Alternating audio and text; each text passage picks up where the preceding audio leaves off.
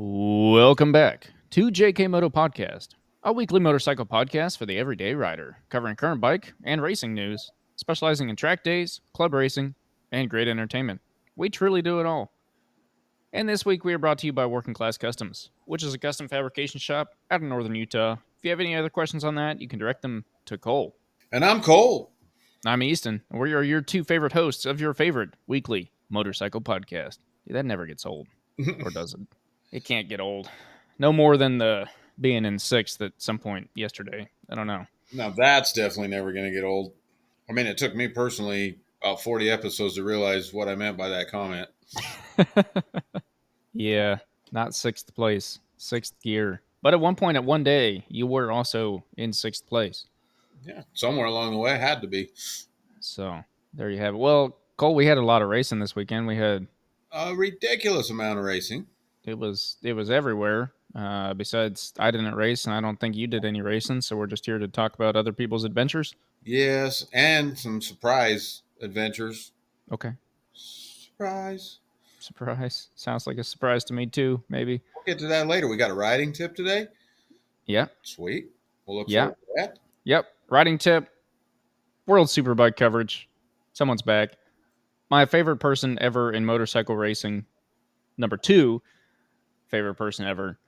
Has some pretty big news that I'm excited to announce. He finally did it, and he did it, and he deserved it, all of it.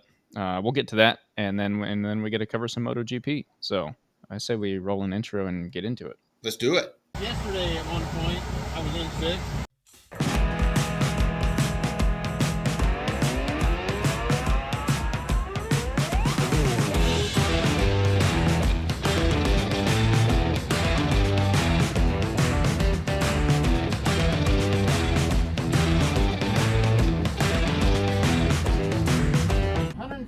Miles an hour.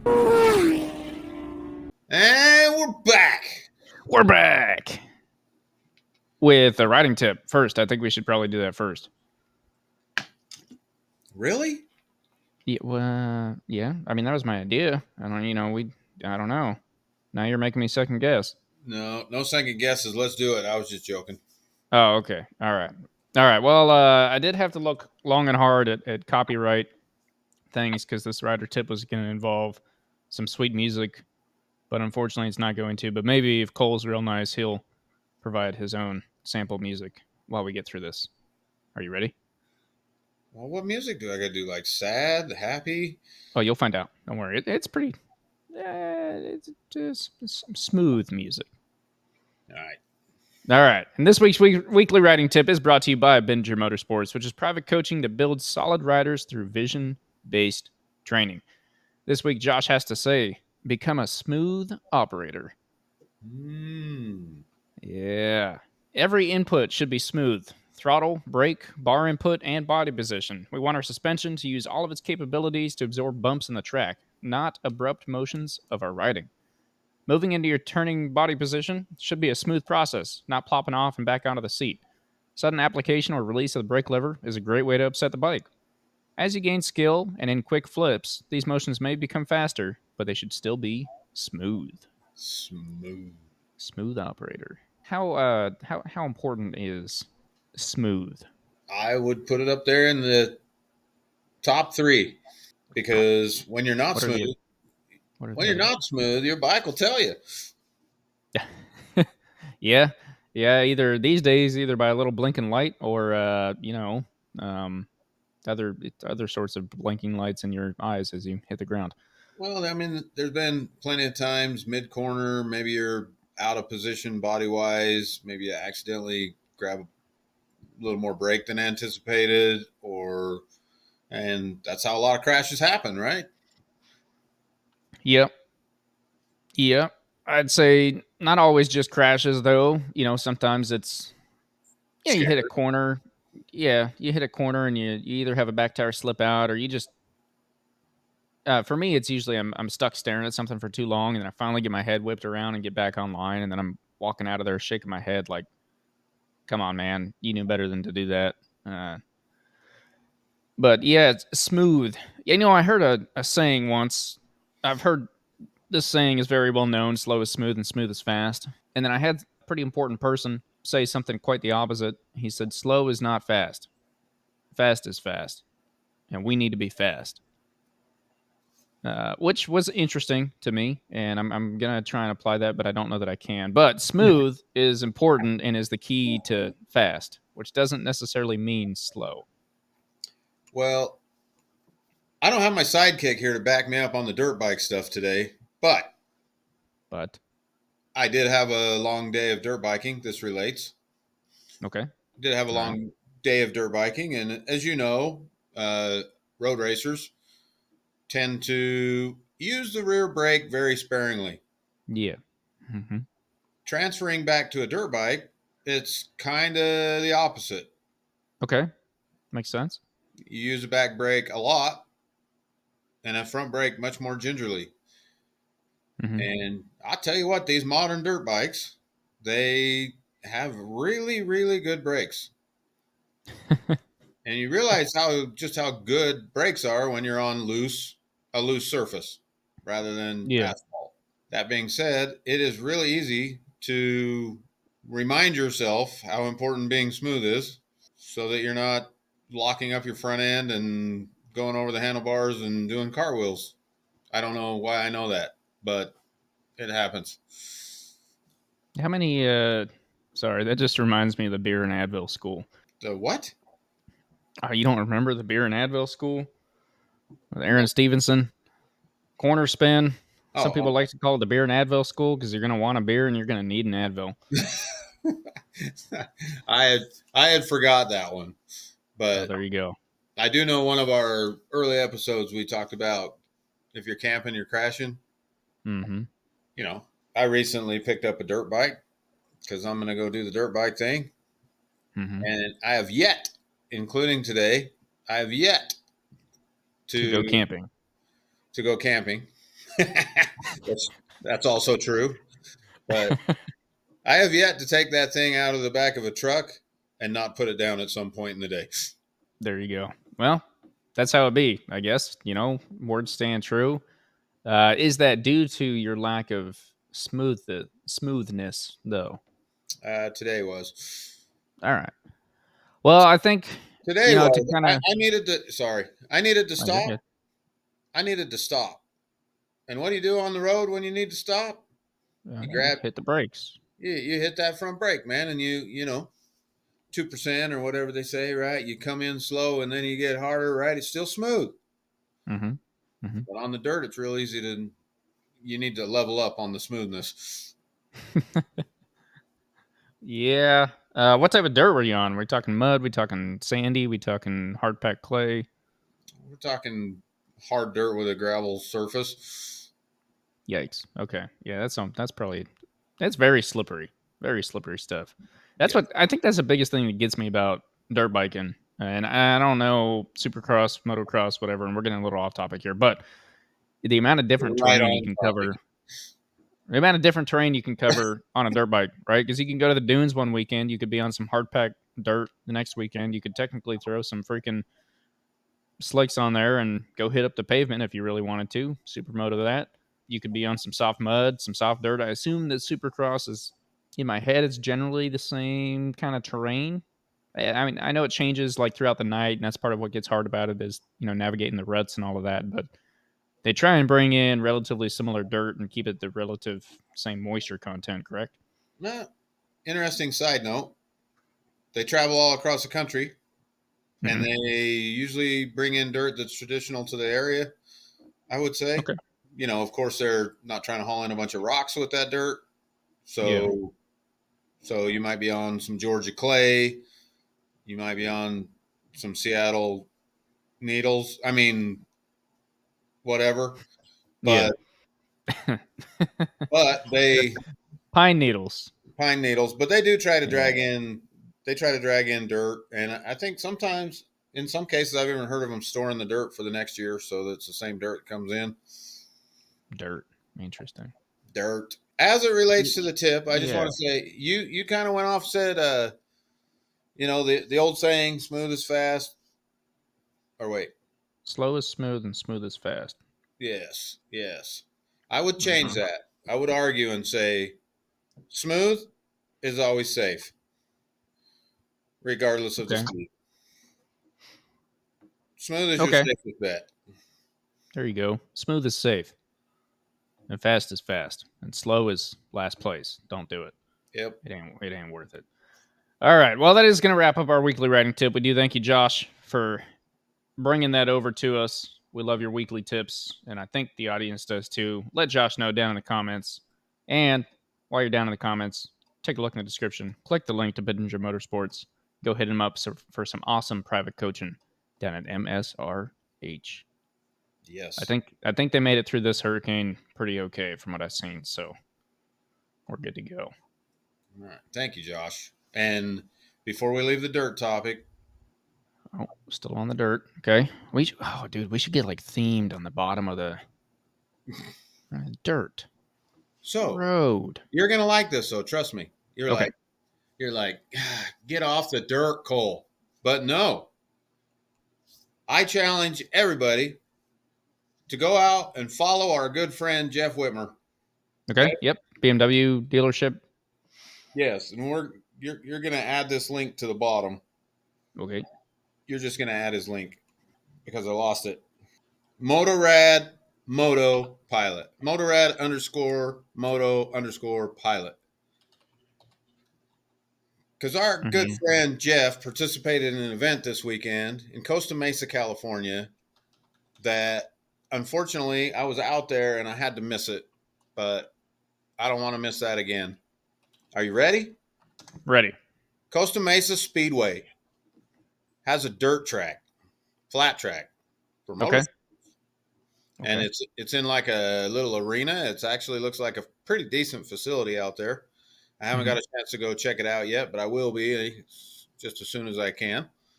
But coincidentally, Jeff went to one of their maybe 4 times a year. They have what they call a Harley night.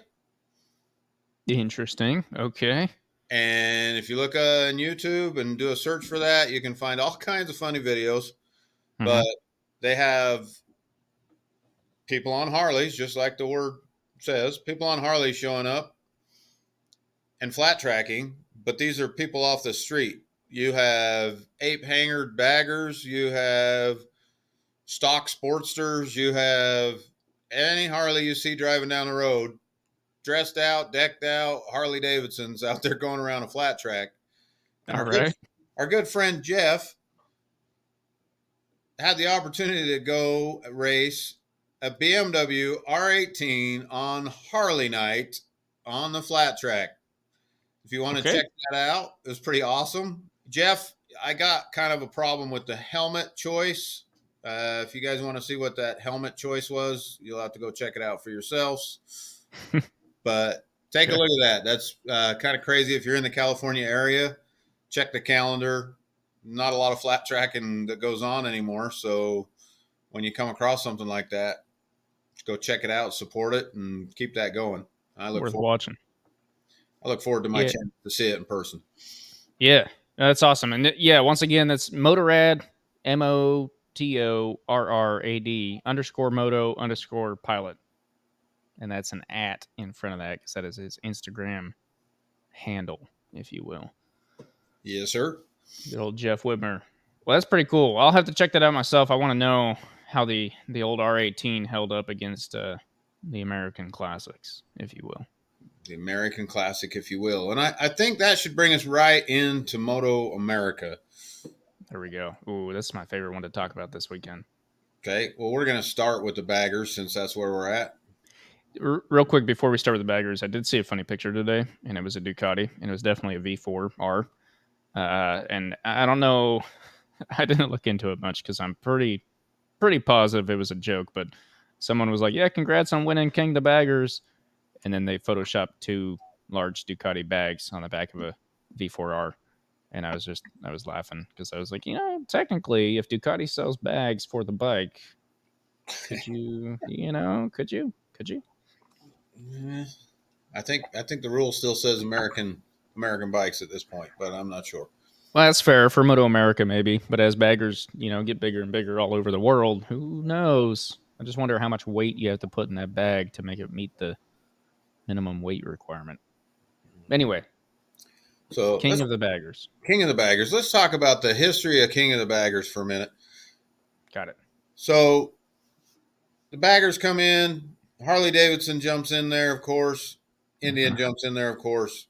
Still the two brands, but we have factory rides and we have privateer rides. Well, I won't call them privateer rides, but we have non-factory bikes sponsored by big name companies Yeah. on both sides, on the Indian side, on the Harley side. Well, last year, Hayden Gillum ended up winning the Bagger Championship, Right.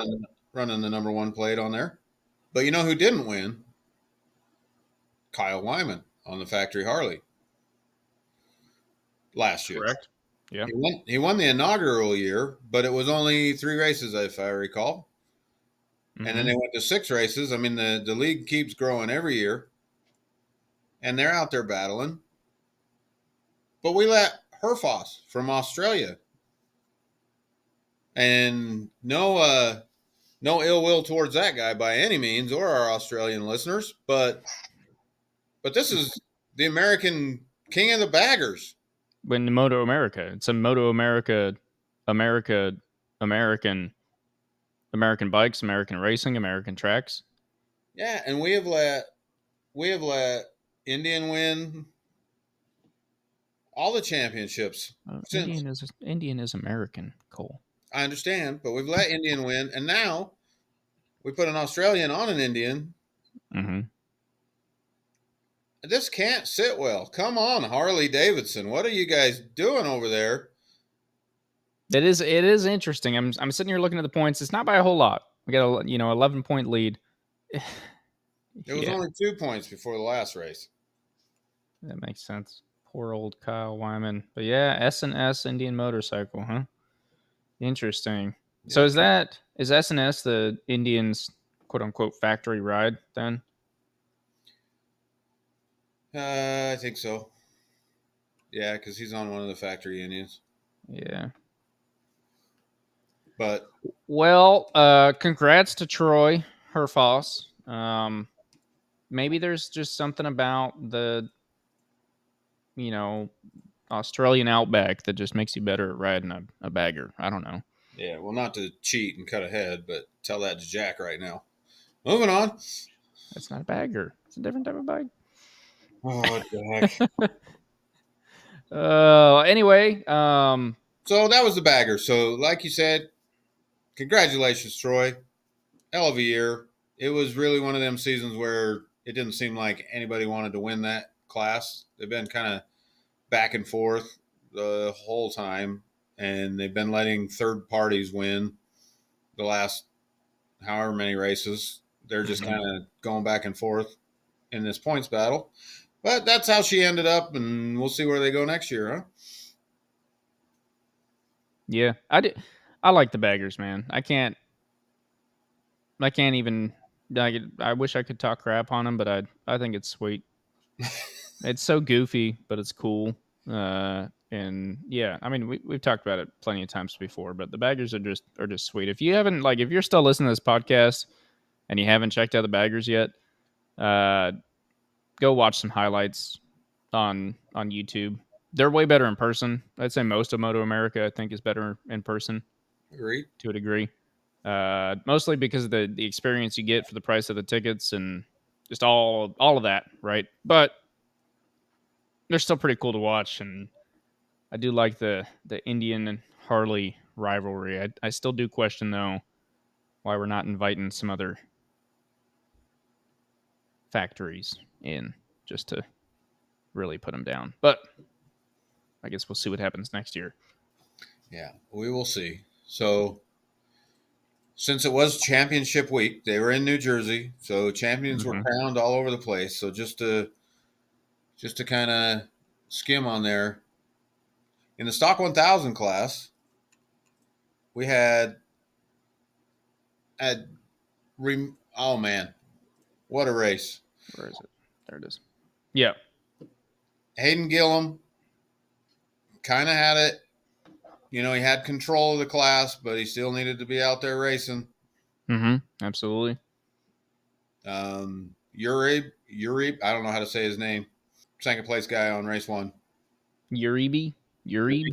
Jason. His first name's Jason. Let's just call him Jason. On a That BMW. seems easy. Mm-hmm. What a race. Go back and check that one out if you haven't seen it. They were in mixed conditions all weekend, as is traditional at New Jersey. It's raining and it's not raining, and then it's really raining and then it's not raining, and we had similar situation this year. The rain stayed away for some of the classes, which was great, but they were dealing with rain, especially during qualifying. And Yeah, I know from what I was watching all weekend, that qualifying definitely kind of mixed some things up. Which I love when the rain comes in and mixes up the qualifying, because it does make the race the next day that much more interesting. yeah, but I'd rather no rain for the race. But what a save. So Hayden Gillum was leading that race, the entire race. He had a huge lead. Mm-hmm. And Jason, on a BMW, the orange cat,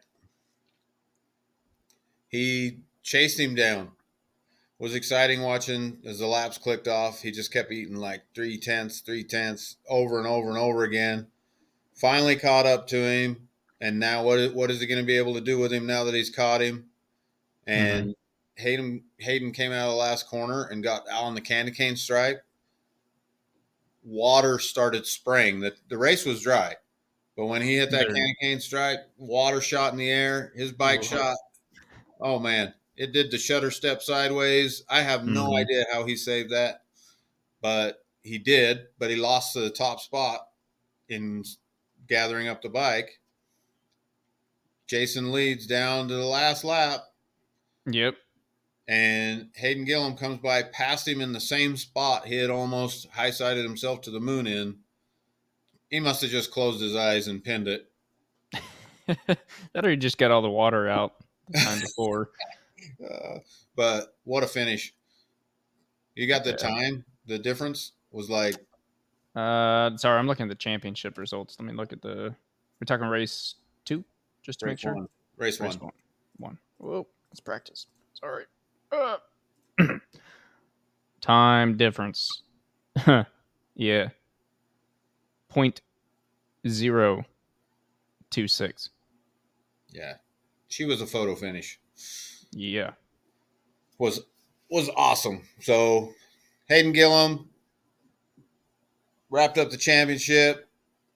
Congratulations to him on a Honda. Looked good all year. He crashed himself a few times during the year is the only reason it was really a competition at the end. But that's why we race the races.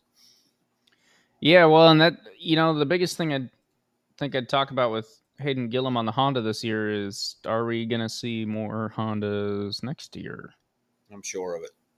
And are we only going to see him in stock 1000, or are we also going to see some more up with the boys? They're already racing the stock superbike class. Filling up that superbike grid. Yeah. I just wonder how many more Hondas will hit the grid next year, and what that'll. I don't know. I mean, I think Hayden's kind of out there proving it's a pretty competitive bike. Obviously, he's good too. Not to take anything away from him, but yeah, I think Ashton Yates did wonderful on a Honda this year. Yep. So I'd like to see it. I'd like to see it. I think you'd like to see it, as we'll get to with Moto GP. It's always better when you have different brands, different manufacturers, not just all taken up. Which, speaking of, this year in Moto America, unlike most years, with the big boys, the super bikes, Yamaha did not lead the way. No, but before we get there, we got to talk about Super Sport. Okay. I'm not going back to dirt. Calm down. We'll talk about Super Sport. Matthew Skoltz. Yeah. Finished up that championship. Pretty well. 29 points ahead. Sorry, I was looking for everyone's favorite, Kayla Yakov. Is down in 7th for the championship, right above Stefano Mesa. Anyway. So I'll point out that Matthew is on R6, the oldest bike on the grid, the oldest platform. Brought Yamaha the championship back, which is pretty cool. It's been, I can't remember how many years, but it's been a while. It's been a while since they had that class. Probably since the V2 came out. Yeah, I mean, yeah. That Ducati V2 for whatever reason is just killer in that class. It's sweet. So, I mean, you pointed out that 150 cc's wasn't that big last week during this, but what about 300? Because that's what they have. it is interesting. They're they're tuned down. So is the Gixxer 750, but it's just so strange to see that the R6 is still there. But shout out to Matthew Schultz. Which one is it? Well, I always say Schultz, and somebody in my home yells at me every time I do. So it's one of those. Schultz. Got it.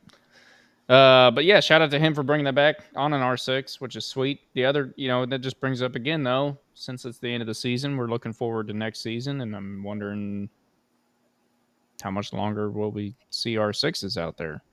My understanding is Maddie's already signed up with the team to race the R6 again next year, so at least one more. Hopefully we had enough engines to make it through a couple more seasons. So then we talk about Moto America Superbikes. Because what happened there? What an interesting race. We come into the weekend with Josh Herrin, pretty much a shoe-in to win the championship. Mm-hmm. I mean, they're trying to sell this. Cam Bobier still got a, shot at it or whatever, but we all know it doesn't have to happen. So Herrin's asked before the race, what are you going to do? What do you have to do? Herrin says, I'm going to take it easy. I'm going to be conservative. I'm going to go out there. I'm going to finish this race, get the championship, call it good. What does he do? Not that. He did that for a bit.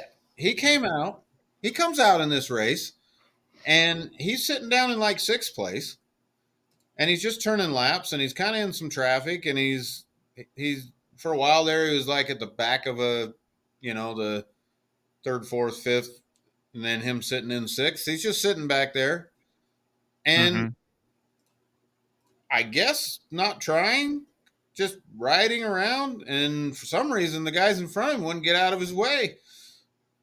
And as the race progressed, it seemed like it started to click in his mind that I don't know that he was thinking, hey, I have a chance to win this, but I was thinking he was thinking, I don't like sitting here in this pile of bikes. I'd rather be somewhere. Yeah. Why sit in traffic that you could get taken out of on accident? Right. So then, the red mist. The red mist. Because he cleared a few bikes. He started following Laura's Baz, who I know it's super important for him, for Laura's to get a win. Hasn't got one yet this year.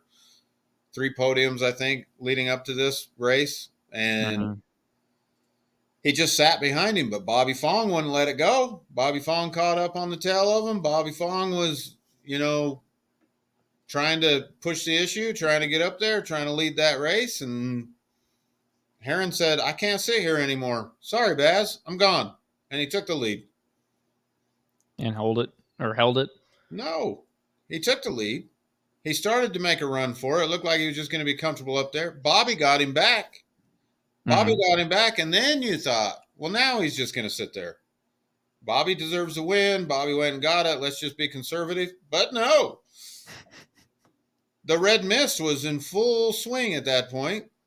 And he decided, you know what? I'm going to do some crazy passing on the end of this. I'm going to drive like Herrin drives. And he won that sucker. And the championship with it.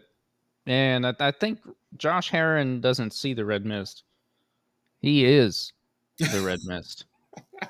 There you go.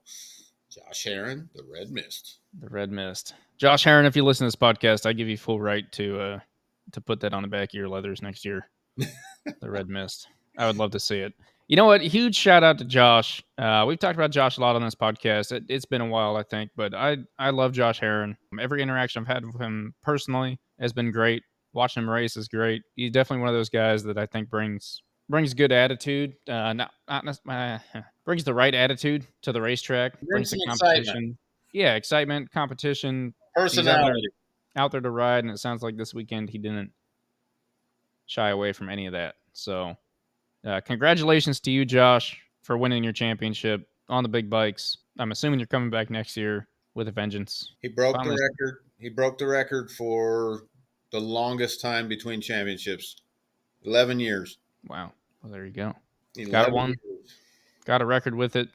Stole the number one plate from the Yamaha that's been sitting on, but it has been sitting on for years because I believe before. Yeah, it was Bobier, and then it went to Gagne. Yeah, I was gonna say Bobier was back on a Yamaha back in the day when he was still winning. So it's been on that blue bike for a long time. I think it is about time it made its way over to Ducati. Unfortunately, I hate Ducati, so what can I say? Well, But I'm starting to wonder, where do my alliances lie, really? Because you got Josh Herrin, and then obviously my other main guy is also becoming more and more red as we speak. So what are you gonna do? And then just to follow that up, I mean, we're talking about Herrin's personality, but you see, there's some videos going around where, so race 2, championship's all done up. So I thought for sure he was going to bin it or win it. Yeah, you would think. He didn't. He seemed to take it pretty conservative. But Laura's Baz with that win in race 2. Mm-hmm. Ended up making it out of the year without being winless. He gets on the top step of the podium. Congratulations to him. I haven't heard what he's doing next year, but I'm hoping they bring him back as well. It definitely seemed like a good team. Oh, absolutely. Out there. Him and Josh, both on the Ducatis. You see, so after the race, when on the cool down lap, they'll probably get fined for it. But Herrin was flipping Laura's Baz off.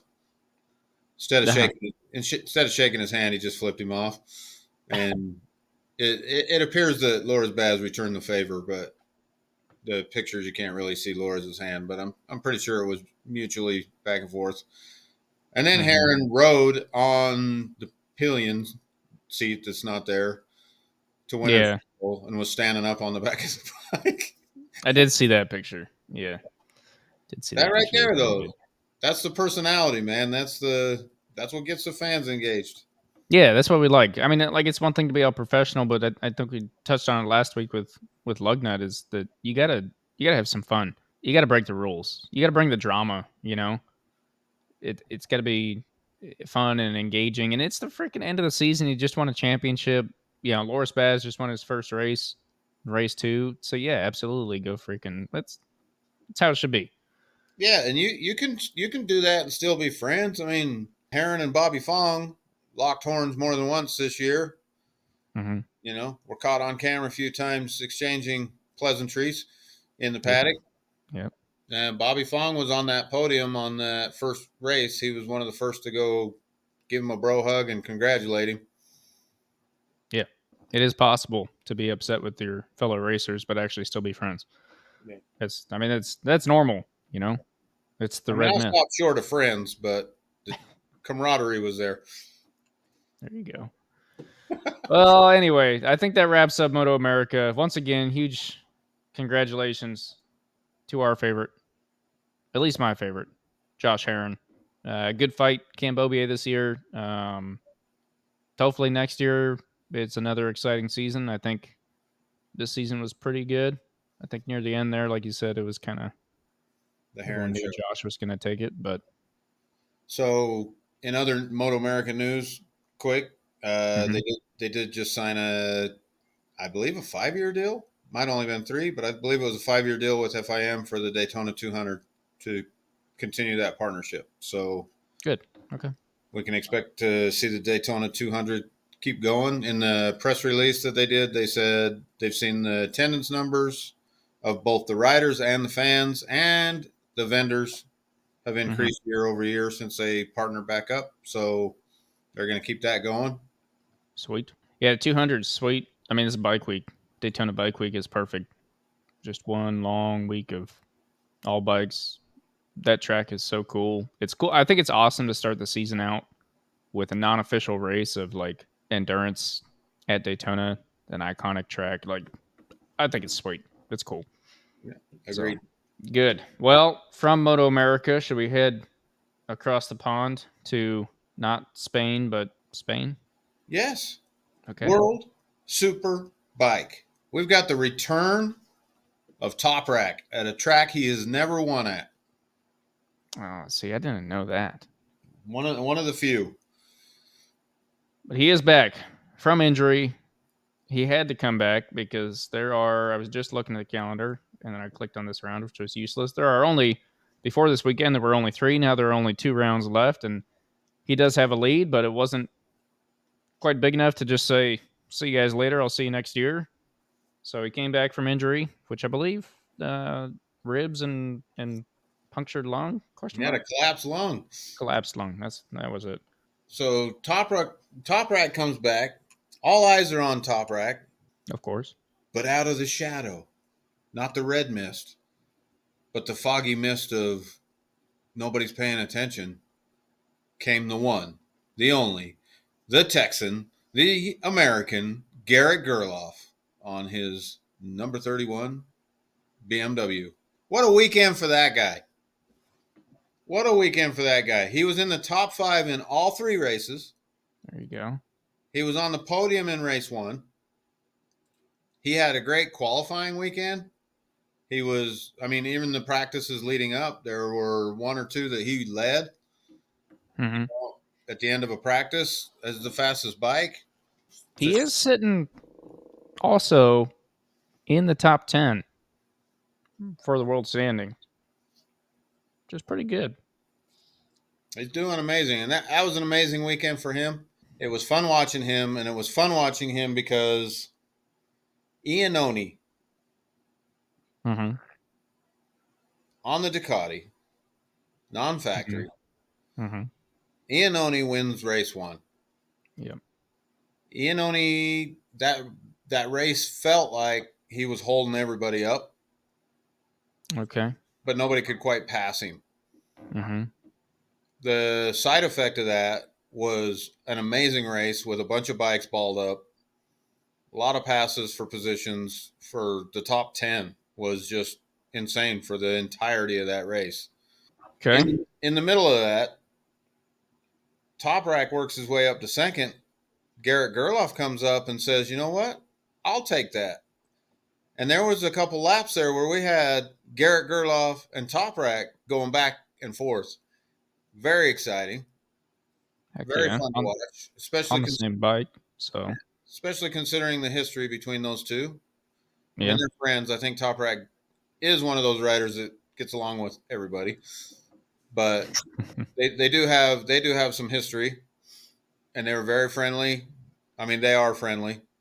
Again, Toprak's friendly with everybody, but it was just interesting seeing.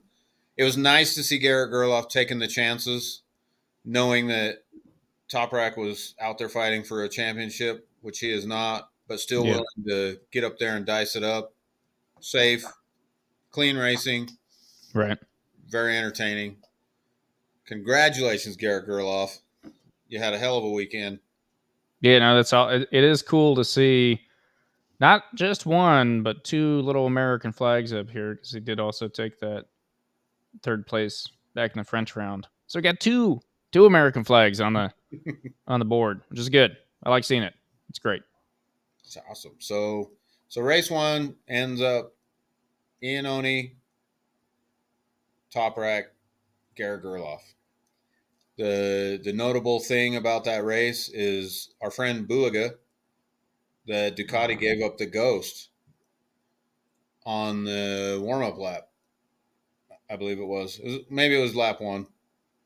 Okay. It was early. And so he was out. He was distraught.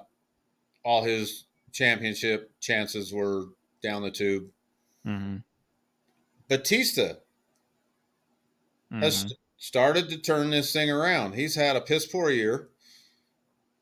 He's coming off injury going into the year. He's just kind of dawdled around. He just hasn't been the Batista anybody's used to seeing the last few years. Right. But the last few race weekends for them, he's been coming up, starting to look like his old self. And it all culminated with a win in the Super Pole race and a win in race 2. He's too far out of the points to worry about. Yeah, I mean, he's under 100 off, but I agree. Some pretty nuts stuff would have to happen. Something really bad would have to happen. So he's out. Bulaga's still the one with the chance.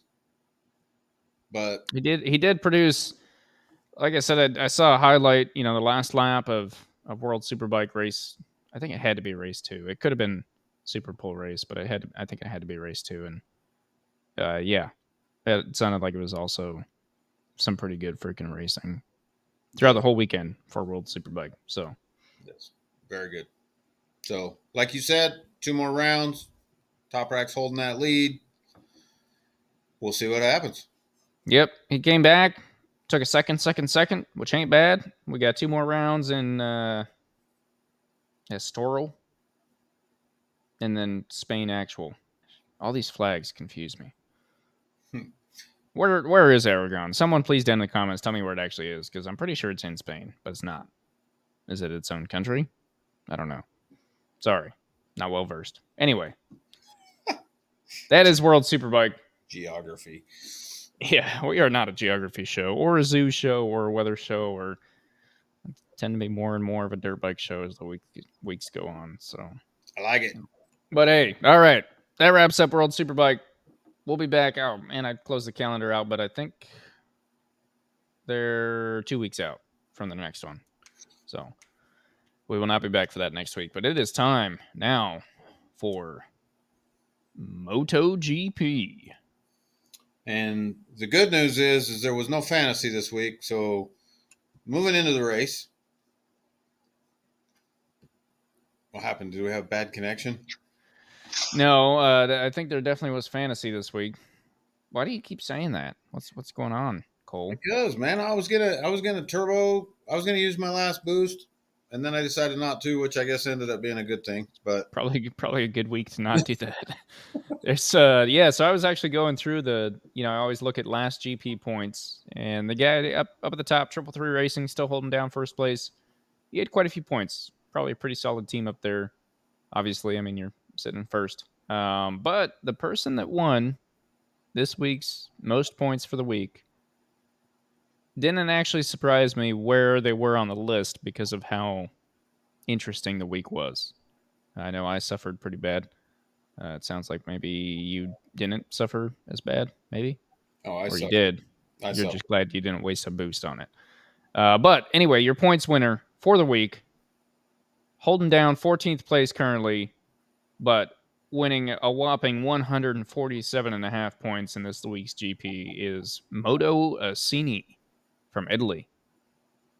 So hit us up on Instagram at JKMoto Podcast. Send me a direct message. We'll get you over your weekly winning prize. That's pretty cool. Just for your top 3, 333 Racing still holding down first, Team Thor in second, and Duke in third. Which Thor, you might want to watch out. Duke got 140 and you only got 129. So yeah. And you say that you suffered, Cole, at 121 points. I got 89.5. So I don't want to hear it. I don't want to hear it at all. That's because you was bragging last week.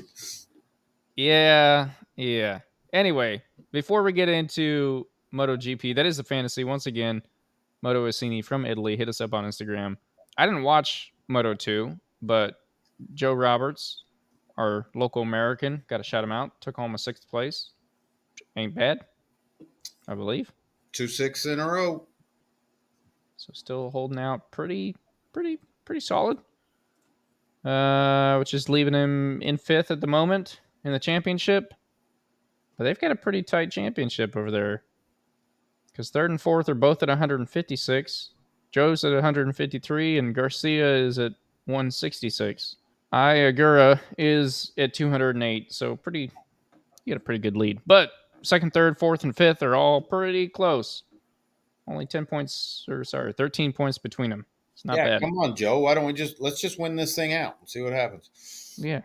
Just put wins on the board and no big deal. Let everyone wreck behind you. Yeah, no big deal. Knock it out. Anyway, it is still great seeing him out there. I think he's got a ride in Moto GP here coming up soon. Obviously not next year. The grid is finalized. He's running out of years, my friend. Yeah, but I got to hold out hope. Anyway, Moto GP. What a freaking weekend. We were in Indonesia, which was hot. And crap conditions like normal. Yeah. But we had a very... I don't even know how to put it. The commentators always say it best. Something happens, and they're like, does anyone even want to win this championship? And I sit there and laugh, and I'm like, no, you're 100% right. Because it really just seems like between the two of them, Bagnaia and Martin, if you will, taking turns. They just they can't decide who's gonna hold it down. But shout out to Jorge. This is the spoiler part of the show, by the way. If you haven't watched the race yet, sorry. Here we go. Didn't hold it down on Saturday, even though he broke a record earlier that morning in qualifying. Was on pole, and literally at the end of the first lap, dumped the bike. But props to him. Got back on that bike super freaking fast and pushed, and ended up pulling out of 10th place, which didn't give him any points. No, he's one place off. I think ninth is the ninth for the sprint. Ninth is the bottom there. But I was proud of him. Personally, I like when a rider puts the bike down and doesn't just walk away and say, well, whatever. They get back on and fight for it. I do think, maybe you kind of realize how much MotoGP has changed. And they talk about that a lot, but like how hard it is to pass. I feel like 10, 15, maybe even 20 at this point years ago, he could have came back and been in the top 5 a lot easier than today. I would agree with that. So it's just kind of crazy, but it's still impressive to come back. 19 people finished that race, and he came all the way back up to 10th place. So good job, Jorge Martin. But, are you trying to win a championship? Was that not the sprint race? Speaking of riders putting bikes down? That was the sprint, in fact. That's where Bezzecchi put a bike down. Yes? Man, I don't remember now. I watched it. I don't think he put it down. Oh, he put it down because the viewing party I was having was laughing hysterically about the Malaysian crew staff. Instead of helping him pick his bike up, they were all video cameraing. They were standing there filming the bike wreck. Yeah, because he had quite the weekend. Almost ran into Bagnaia, if I remember right. Yep. And then put a bike down. But he was running up at the top, which was nice to see. Haven't seen that in a minute. I did feel like there was a little bit of, all year we've kind of been talking about, or not we per se, but Marc Marquez is the only guy fighting at the top on the GP 24 or 23 rather. It was nice to see Bezzecchi up there this weekend. Morbidelli also came to play. Acosta kind of had his wits back under him. So Saturday was interesting, right? Because Jorge wrecks out. So you have Pecco taking a first, and Bastianini taking a second, and Marc Marquez in third. Right? And everyone, because Marc is Marc, everyone's like, oh, he could still win the championship. They want to talk about that. I don't think anyone ever actually believed it. Yeah, mathematically, like you said earlier in the show, numbers are numbers, and technically he could win. Yes.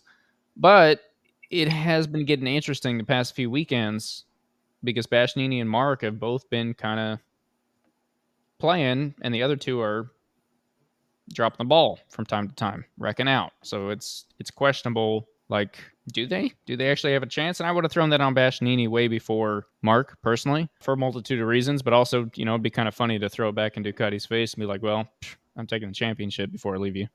Thanks." Yeah. But so that's Saturday, right? Jorge's down. Bagnaia comes in, sweeps up some points, but also Bastianini and Marquez come in and sweep up some points. And so it's really starting to like, it kind of turned my head around, and I was like, well, hang on a second. Okay. I still won't put it to Marquez because I don't think he's quite got it, but Bastianini might just be there for the fight if these two are going to keep crashing out. And then bring in Sunday. What a day. Unfortunate. Yeah. Unfortunate. Yeah. We're not even going to golden underwear, but sticking on the Bastianini theme. Mm-hmm. He had the bike to make that one of the most exciting races of the year. 100%. And then he pulled off a trick that he learned from Martin the day before. I think it's actually a trick that he learned exactly from Bagnaia the week before, because it was pretty much exactly the same. Come in freaking hot, start setting lap time, like fastest lap of the race 3 times, and then bin it. And that's exactly what Bagnaia did last weekend when he binned it. But But will Bastianini blame the Michelin the same way Bagnaia did? I am trying really hard.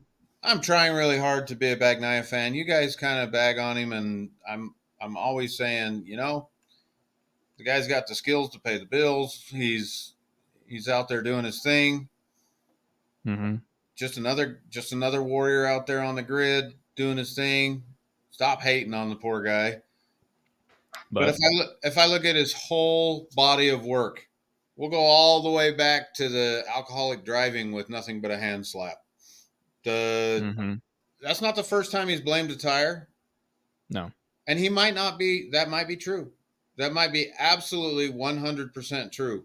But do you want me to believe that somebody at Michelin is giving you a bunk tire intentionally? I mean, he stopped short of saying that, but when I watch it, I'm like, everybody crashes. Yeah. I don't hear Jorge Martin out there saying, or Martin saying, "Oh, it was fine, but my tire was no good." Or it just seems like the common theme is there's always something. It's always something that doesn't seem to be between the ears. Yeah, it does often feel like that. I don't know. I call him the robot for a reason. It feels like when he's under pressure, kind of. Sometimes when he's under pressure, he's perfect. And that's when like you actually see the robot come to work. And then other times he's under pressure and he does some like amazing stuff and then wrecks. And it's weird because the guy, it feels like he only ever wrecks completely on his own. Like he'll wreck out of first place when he's not fighting with anyone. Well, I would argue And not those are not just every time. Well, those are just the ones you're remembering because it was him trading paint with Alex Marquez. It was him trading paint with Maverick Vinales. It was That's true. him. And Mark Marquez at the beginning of the season. Yeah, okay. All right, you got me a little bit there. But there are a lot of times like I'd say the big moments in the season when you're like where he just kind of dumps it. And it's weird. And obviously Jorge Martin apparently is doing the same thing. Maybe that's, it is just like the commentators say, a testament to how on the edge these guys are truly riding. And maybe that's it was this season, wasn't it? That at the very beginning of the season, he said the bike was too good. Yep. It was too good. He couldn't ride it at the limit because it was too good. You didn't know where the limit was. Yeah, he did say that, but that might have been last year actually. I want to say it was this year, but you could be right. Fact check me. Let me know down in the comments if that was 2023 or 2024. But anyway, Sunday we come back. Like I said, glad to see Pedro Acosta up there. He was putting down some good times after Bastianini. There's Bastianini. There's also Marquez. We can't not talk about Mark Marquez. I don't know if he would have been in it. He was kind of losing it anyway. Then he comes out of some corner, hits a gear shift, and you hear the bike go. And then I saw him pull off, and I'm like, oh, don't tell me he wrecked. And then I looked down, and there's orange in the bottom of the bike, and it's smoking. I was like, oh, geez. And I looked over at the wife, and I was like, that sucks. And then Bastianini wrecks a couple laps later. I was like, both of those guys, that sucks. Because both of those guys were arguably like kind of in it. And like I said, we got a few rounds left. The top two guys don't want to freaking finish a race every weekend. So with that happening, if you can just sit back and collect the thirds and seconds and every once in a while take a first, you got a chance. But I think it kind of Sunday, that's 0 points for both of them. I think it kind of just in So my what head about threw the them what out. about the 4-second comment Which 4-second comment? after the race? Bagnaia said something to the effect of the way he knew Jorge Martin was going to crash and the way he was taking the corners, he was going to lose 4 seconds or whatever. And when Jorge Martin did his interview, he just said, "How about I beat him by at least 4 seconds tomorrow?" Yeah, that's right. They mentioned that during the race, I think. But he ended up with 5, I think. 5.595, indeed. Uh, Which big thing for Jorge too, because I think he's crashed out here every year, is what they were saying. yeah, he's had some bad luck there. So, the sprint didn't make it look good, but he turned around, he got it. The standings currently, since we've been talking about it, but we haven't actually mentioned the points yet. Come on, we got Jorge Martin at 366, Bagnaia 21 points behind him at 345. And Bastianini down at 291 and Mark Marquez at 288. So, which the only thing that confuses me about that is both those guys wrecked out. And on Saturday, no, sorry, never mind, got it. Going into the weekend, it was a 2-point gap. That's from the sprint. All good. I was super confused during the race. I was watching a little like where it stands now. I was like, he just wrecked out. How does he? Yeah. All right. Yeah, made up 12 on him on Saturday. On the sprint. So we got to touch on Honda. Yeah, they had some big news. Not news, but Which news are you talking about?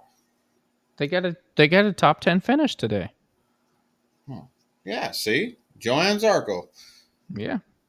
The only guy that seems like he can maybe ride the bike. So they had another new Aero spoiler thing on the back of that thing. Yeah, that bike is huge looking. Yeah. Yeah, he finished in 9th. Also, Quattararo. I know we talked about Yamaha last week. Quattararo's continuing. It looks like they are kind of. Yeah, everybody's jumping on that wagon, and I'm not saying the wagon's wrong because it does look like his results are getting better and better and better. And he had a bad start in that race, was still able to keep it up. But did you see anything about Jack after the incident? No. I haven't either at this point. I'm sure by the I know time. when they replayed it, they didn't ever have a good camera angle. I don't know if there's better out there now. But I know they said his name, but I couldn't get eyes on it. Yeah, he slid out, took out Asparagus, and Marini Alex Marquez, and Luca Alex Marini. Marquez. Yeah. It was a big pile of bikes. Unfortunate going into first corner, second corner. Yep. And then, a few laps later, Joan Mir's looking and he's like, well, I don't know. I can't leave my buddy in the dirt. That's become the So joke. That's become the joke at my viewing parties is how many laps he goes. You know he's going out. It's just how many laps he makes it. how far he can. It's sad. What the saddest part that I've said before and I'll continue to say is that is a world champion, a Moto GP world champion. He has won a championship, and whatever you want to say A about it, young, vibrant world champion. Which yeah, I have to point something out. You'll have to go find the video of this. If I find okay, it, I'll send it to you because we can't put it okay, on here anyway. Thank you, MotoGP. yeah, good old Dorna. Have you seen Alex Rins walk?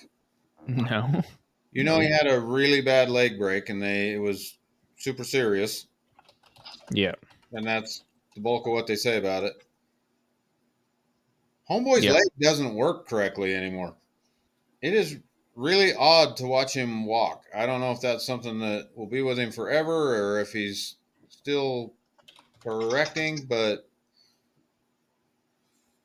man, whatever You'll have to happened. send me the video. A quick Google search. I'm not finding anything, but yeah, I mean I do remember the pictures from last year. His whole freaking legs up, hanging on the thing in the giant cast. Broke a whole bunch of. I'm not a doctor, so I don't know the names of all the bones, but broke some stuff.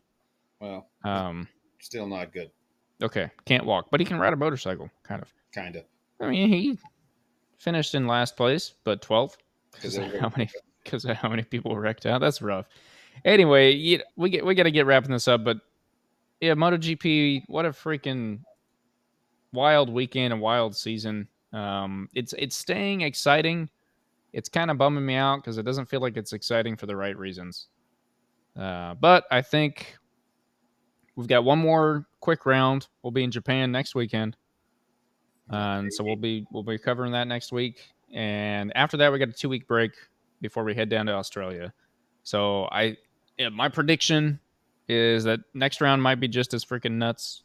I don't know. Japan kind of brings out some different people. I feel like every track there's some stronger people. I think Japan will be a good mix-up. But I really think that the 2-week break from there to Australia, people are going to kind of get their wits about them. Because after that, we got a triple header and then a 2-week break in the final race of the season. So it's kind of like, in my head, Australia starts the final, last quarter of the sprint to home base or whatever you want to call it. Right. So my prediction would be that next week could be just as crazy and nuts, and who knows. And I'm not going to put any hold on anything. I would save your boost. If you still got a boost hanging out for your fantasy, I would save it until Australia or something like that. I'm going to save it, but I think that boost is going to peter out before I make it off the bottom. Yeah, probably. No offense. Yeah, I know. But anyway, we got another week of MotoGP next week to look forward to. So come back and join us for it. And yeah, it's been a hell of a season. It'll continue to be. Anyway, to close out, we appreciate you guys for listening and watching, being here with us. And we will see you all next week. Yep. See you next week. Thanks for listening.